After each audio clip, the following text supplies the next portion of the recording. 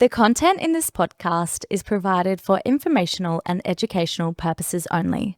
Whilst we love unpacking psychological research and evidence-based insights to support wellbeing, this podcast is not a substitute for personal mental health care or therapy. Nothing we say should be taken as individualized advice. If anything you hear brings up concerns for you, we strongly encourage you to speak with your GP, psychologist, or another qualified health professional. You deserve support that's tailored to you. We would like to acknowledge and pay our respects to the traditional owners of the unceded lands of the Kulin Nation on which this podcast is recorded. We acknowledge their rich history and honour the ongoing connection to land, waters, culture, and community.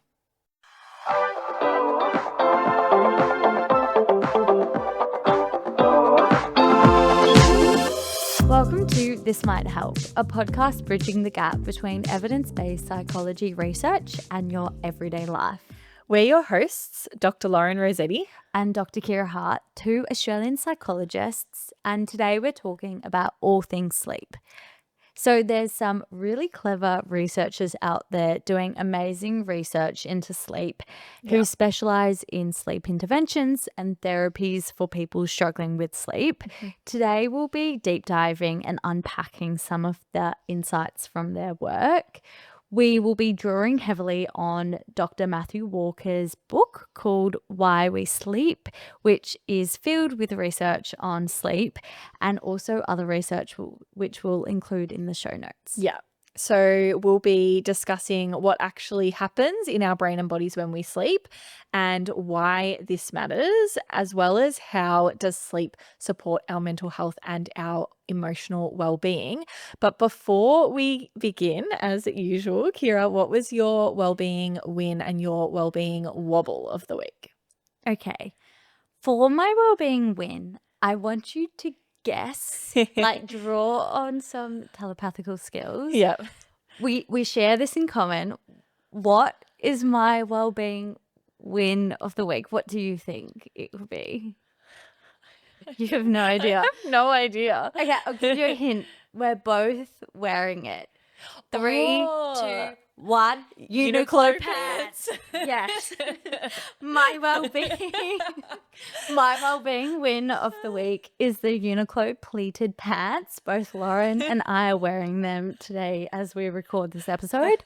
For anyone who has to dress corporate or professional for work, the Uniqlo pants are so comfy and it just feels like you're wearing pajama pants to work. Absolutely. They're so soft and comfy. So and I soft. was not thinking at all about that, but I love that well-being. Yeah, so that's my well-being win of the week, just wearing my Uniqlo pants to work each day.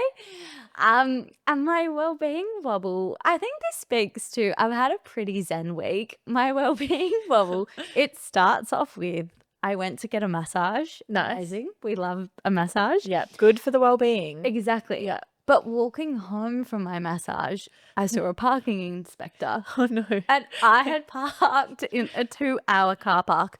And I was like, oh, my goodness, am I about to get a fine? I was stressing, but I didn't get a fine, luckily. So it's a well-being win/wobble. I was anxious, but by the time I got to my car, I did not have a ticket. Someone was looking out for me.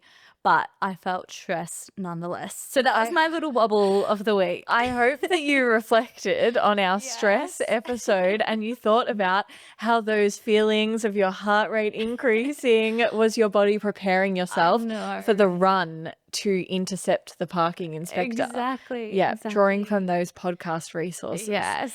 So my well-being win was lovely book club. So I host a book club and we had a book club last week and that was a very, very wholesome and enjoyable night. And book club for me kind of brings together so many different people from like different walks of life and different professions. And I don't know, it just gives me that feel good social time, but also reminds me how lovely it is to have lots of people in my life that have different experiences and work in different areas. And it's just a really lovely time. So that was my wellbeing win. My wellbeing wobble is exceptionally relevant to today's topic in that I went to bed very late, probably all nights of the Oh, past week. every single And night. yeah, Wow. and sleep, it's been hard to get up in the morning. Yeah. Poor sleep and poor regular sleep and wake time Yeah. is my wellbeing wobble. And today we're going to learn all Yes. about why I really need to get that in order for the Yes. next week. That is very topical for Mm. today. So, to kick off our discussion, Lauren, let's unpack the research about why sleep is so important. Mhm. What actually happens in our brain and body when we sleep? So sleep is so essential for our brain and body health, which I Yeah. should be keeping in mind every night. And this episode is really going to motivate me, I feel, Yeah. to prioritize my sleep. So it isn't just your body switching off when you go to sleep. It's just actually, I guess, a really busy and active time for our brains and bodies. While we're asleep, we move through all of these different stages of Yes. sleep. So this includes something called our non-REM or non-rapid eye movement sleep, and then REM sleep, rapid eye movement. And each of our stages of sleep and this REM and non-REM stage, they play different roles in helping our brain and our body rest and recover and kind of a reset for another day. So Mm. there's, I guess, different purposes for different stages, and lots of things happening when we go to sleep. Yeah. So, our brains are really like active Yeah, and there's a lot of work happening. lots of repair, Ex- lots of good things. 100%. So, when we sleep, our sleep strengthens and consolidates our memories, Mhm. which helps us process and store new information. Both the REM and non REM sleep stages play a role in memory and learning. Mhm. So, for non REM sleep, this helps us consolidate factual memories. So, for example, you might be studying for a test Mm. and you might be like memorizing definitions and key terms. And when you go to bed during that non REM sleep, your brain helps organize and strengthen those factual memories. Mm. Also, on the flip side, REM sleep is critical for emotional regulation and creativity and integrating complex information. So, let's say you've had a really tough day at work, maybe you've had a fight with a colleague, or you've got some really stressful things going on at work. Mm. During that REM stage of sleep, your brain helps process those emotions. Mm. So you might go to bed feeling quite stressed, but you might wake up feeling a bit more balanced and less overwhelmed. That REM stage is also that stage of sleep that helps with creative thinking and making sense of complicated things. So when you go to bed feeling a bit stuck on a problem, but you wake up feeling a bit more fresh and have a new perspective on things, that's REM sleep at its best. Yeah. So you can, I guess, and I think people will have instances of this. You go to sleep with some like big problem or challenge or something you're Yes. working through, and in the morning you have like a fresh set of eyes on that, or you've got a new idea, or you're kind of clearer about how you might approach something. Exactly, Yeah. thanks to REM sleep. And getting enough sleep before learning can also kind of reset the brain or improve our ability to form new memories. Mhm. So if you're sleep deprived before learning, this can significantly reduce our brain's capacity to actually take in and hold that new information. So if you've got an early morning class the next day, or if you've got this big, I guess, training session at work or something really complicated that you're going to and you need to learn new information, if you got not enough sleep the night before, your ability to take in and learn that new information the next day will be lower. But if you got, a good night's sleep and it was quality rest, then your brain is in a state that it's ready to learn that information. So it's like, you've cleared out all of the stuff and you've got a fresh mind to take Yes. in and actually learn information the next day. Exactly. So it's like how people always tell school age children to go to sleep, make sure you get enough sleep before school the next day so you can learn properly. Yeah. It's that idea that you need enough sleep to be able to absorb information and learn. And I think even into both like high Adulthood. school and Yeah. yeah, but also across university days, I did know that having a good night's sleep before an exam, if I was, really kind of cramming or trying to memorize information the night before for like a big test, that a good night's sleep would make me actually lock down that information and memories for the exam, and also make me better placed to use that information, like be Yeah. more cognitively alert and ready to Yeah. go the next day.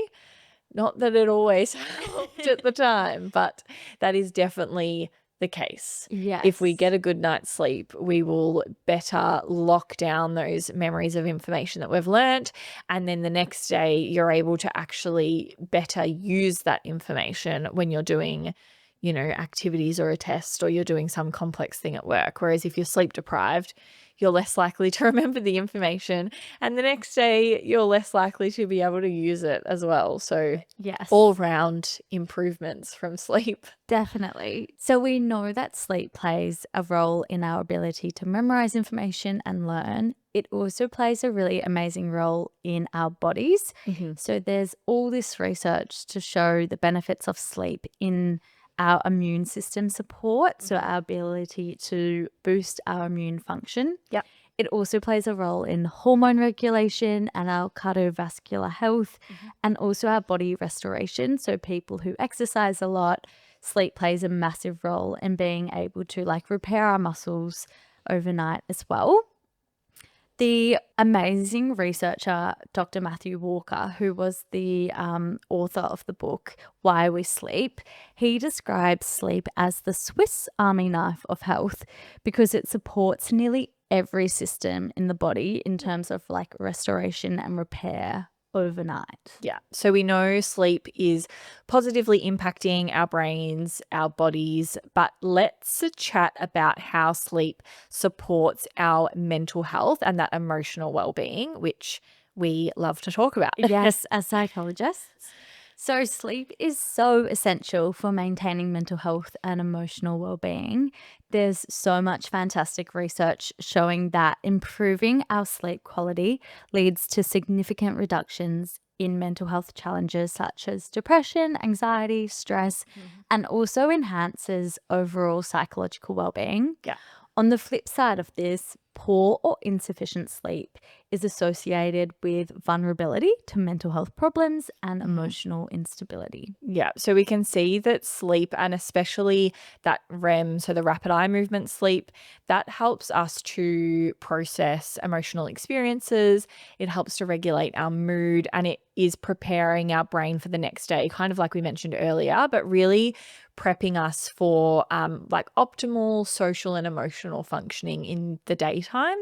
And then, like you mentioned, there's always a flip side to this. So if we have inadequate sleep, so not enough sleep, or we're building up that sleep debt, that can then hinder or impair these processes. So that could lead us to have kind of more heightened emotional reactivity or difficulty managing stress. And I know I personally feel this if I've been quite sleep deprived, or I've had a few days in a row where I've not had enough sleep, it's a lot harder to remain less reactive emotionally. Like, I Yes. think little things, and lots of people I'm sure feel this, those little things that wouldn't normally bother you or make you upset, or lead to that kind of up and down of emotions in the day, they'll have a lot more ability to impact you if you're sleep deprived, versus if you've had a good night's rest and those things kind of maybe wash over you a bit more. But it's so much trickier if you're already sleep deprived. Yeah, I think we can all relate to when we're feeling tired. We might be more emotional than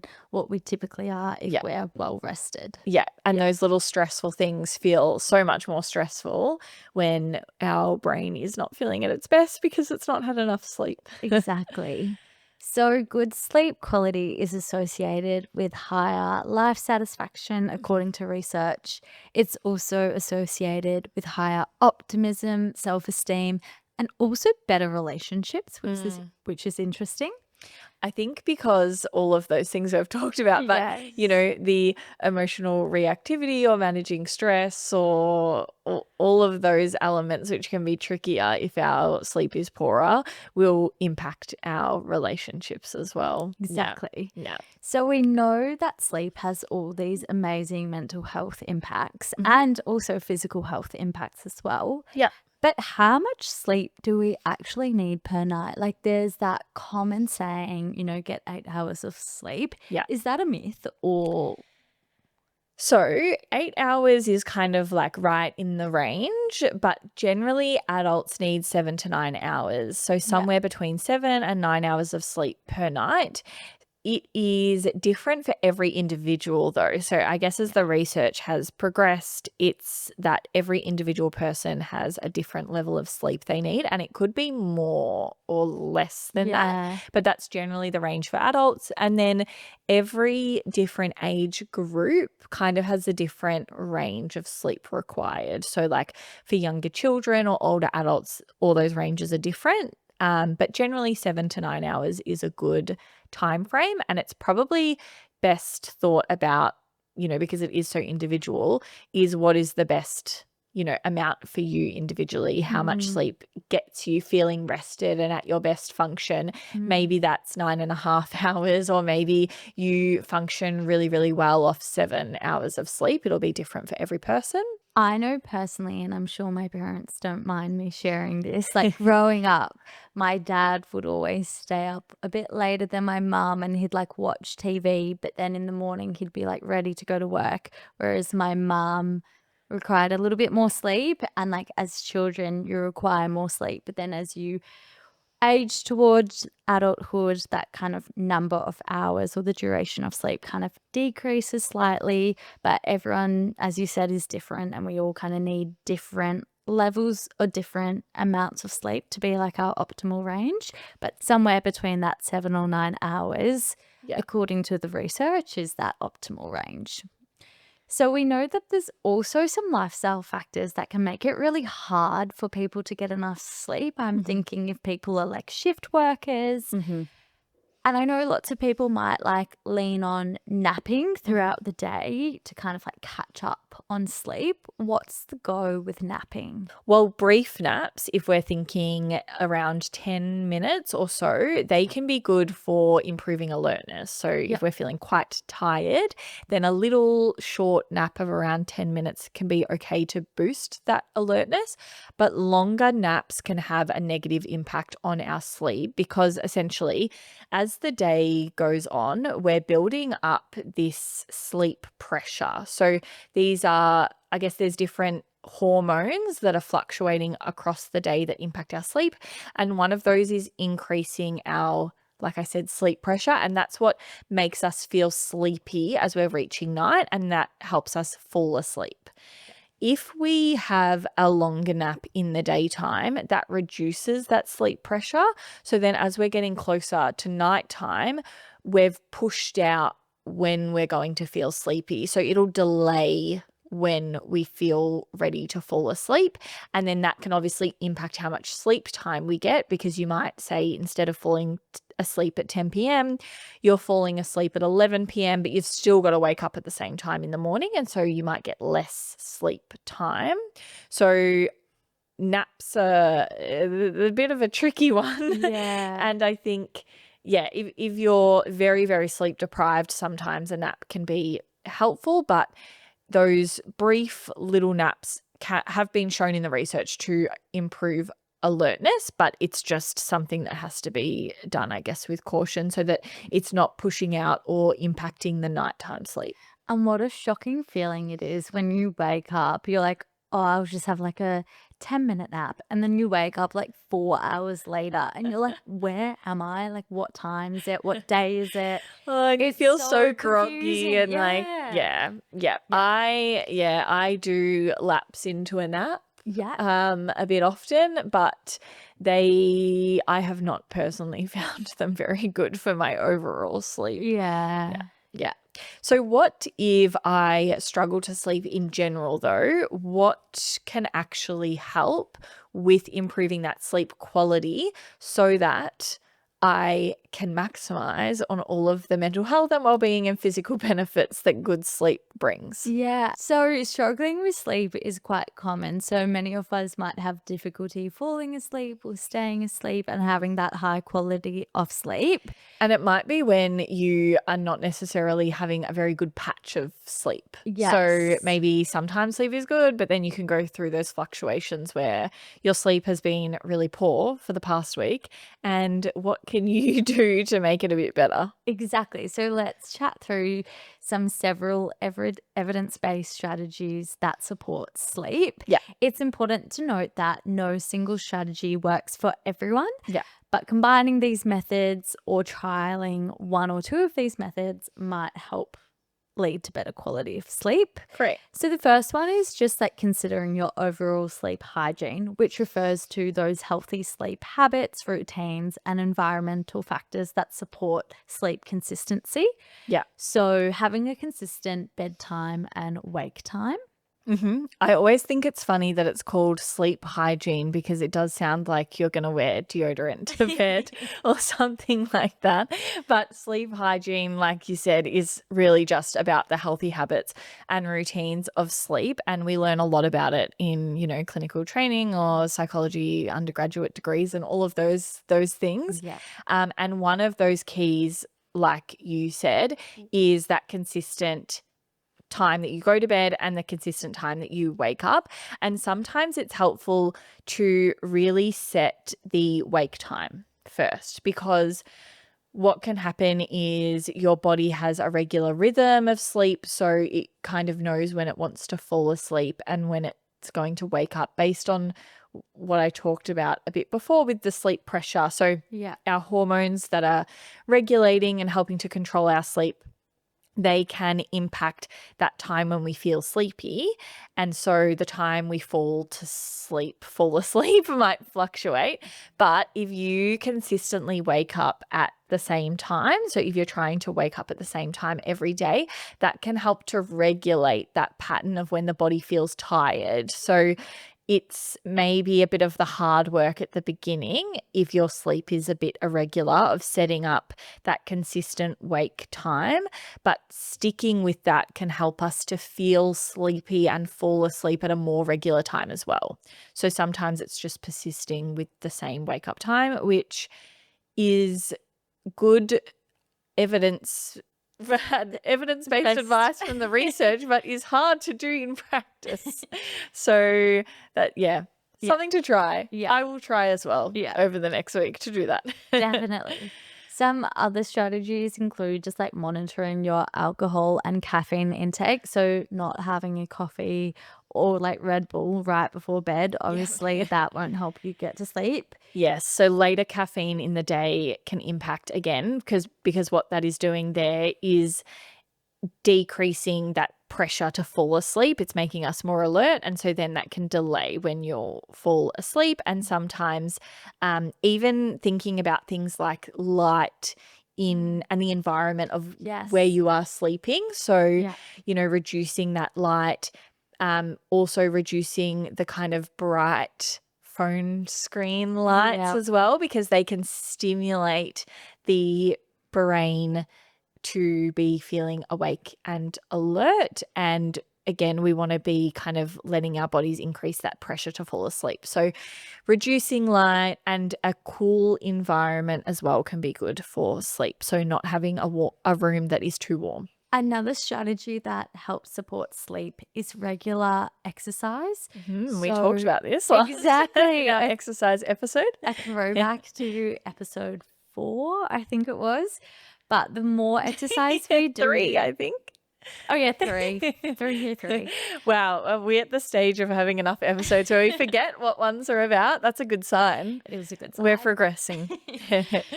So the Yes. more exercise we do during the day, often the more fatigued we are at night, which helps support falling asleep. I know personally, if I have like a really massive day where I've gone for a really big run, I'm exhausted by the time I hop into bed and I Yeah. fall asleep just like that.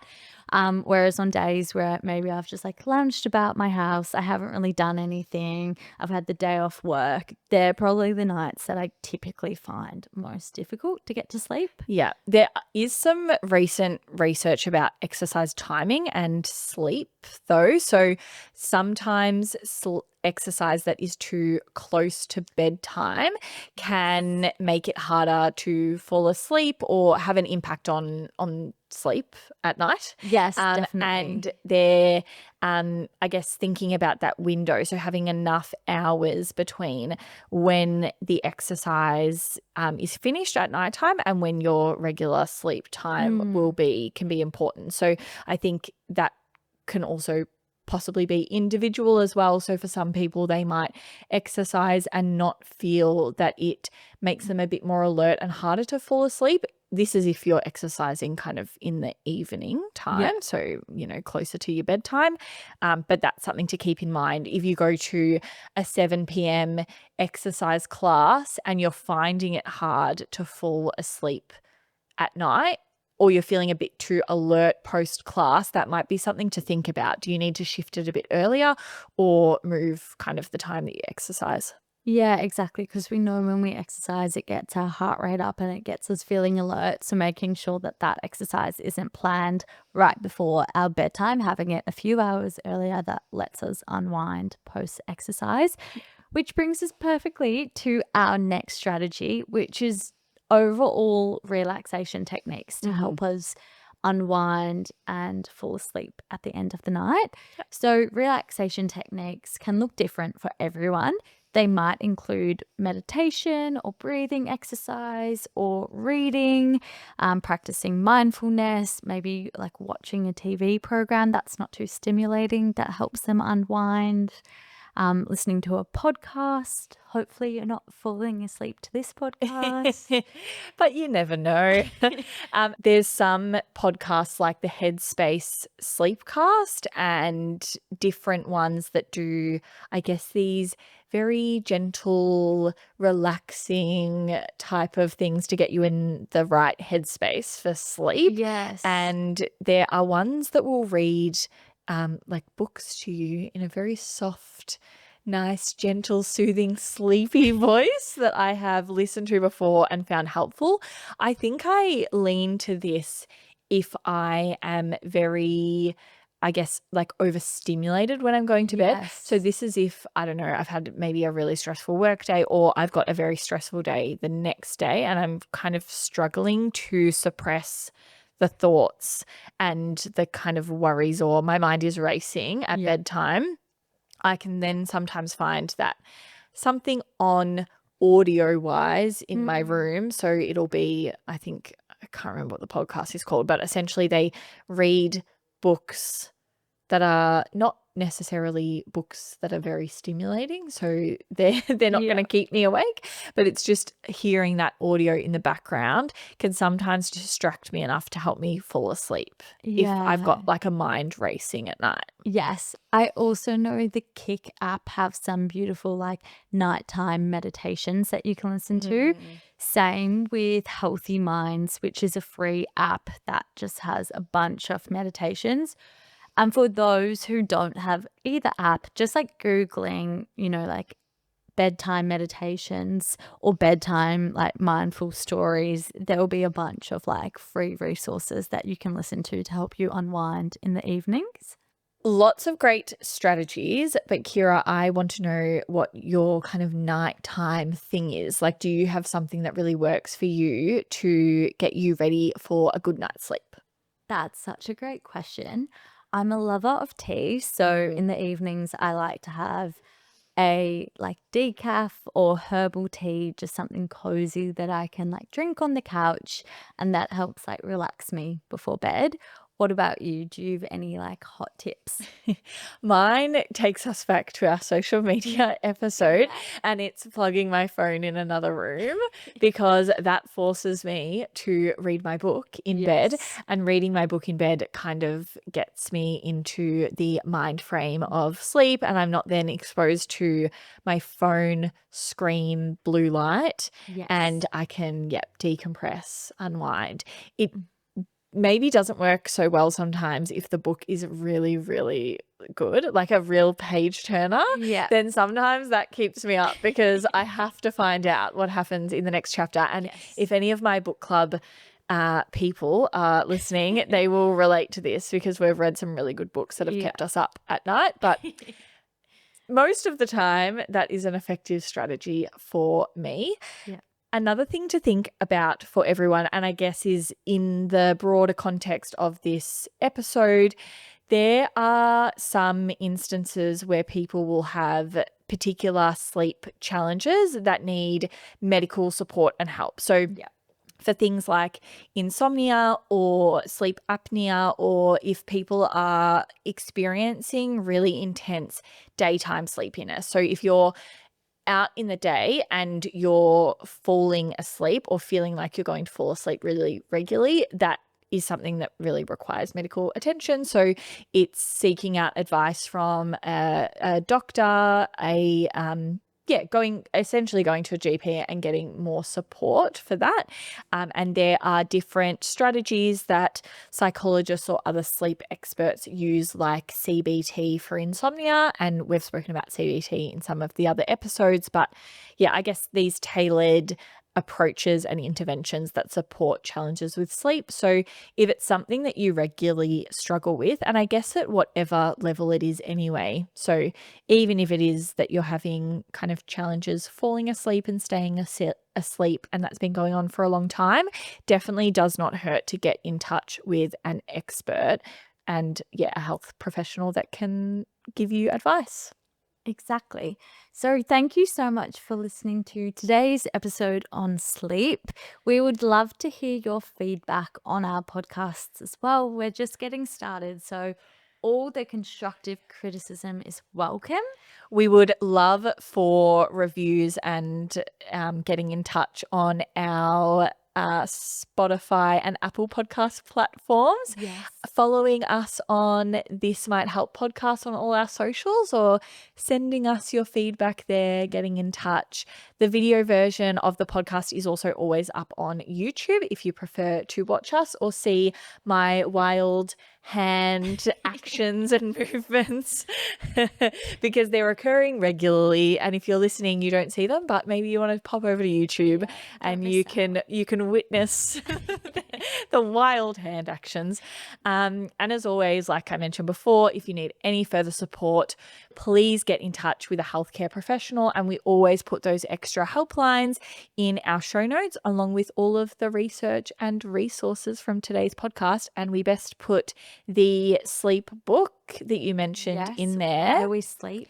and I will definitely give it a read, or maybe I'll listen to the audiobook of Yeah. that. So that's on my list of homework maybe from this episode. Amazing. Catch you next time. Bye. Bye.